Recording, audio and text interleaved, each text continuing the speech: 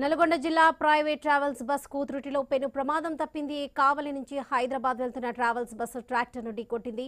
వేములపల్లి మండలం బుగ్గుబావిగూడెం సమీపంలో నార్కెట్పల్లి అద్దంకి హైవేపై ఈ ప్రమాదం చోటు చేసుకుంది. ట్రాక్టర్ 3 పల్టీలు కొట్టింది. ట్రాక్టర్ డ్రైవర్ ప్రాణాలతో బయటపడ్డాడు.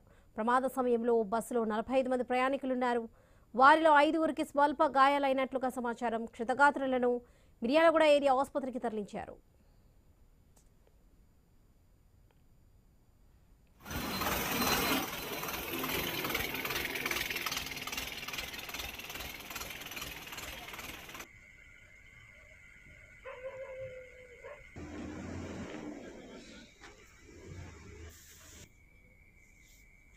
వచ్చిన తర్వాత అందరూ ఫుల్ నిదర్ డీప్ స్లీప్ లో ఉన్నట్టుండి అందరు బొల్లి కింద పడిపోయినా. ఆమె అయితే మరి కాళ్ళకైతే దెబ్బ తాసింది.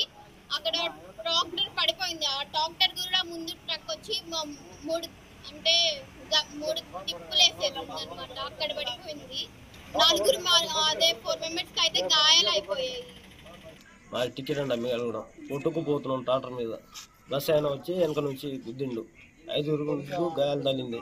ఒకరికేమో చేయి ఇరిగింది, కాలు మీద దెబ్బలు తగిలింది, తిలకాయ మీద. ఇంకోటేమో నడుము మీద దెబ్బలు తగిలింది. మా టికెట్ అండి మిగలగూడెం కొట్టుకుపోతున్నాం ట్రాక్టర్.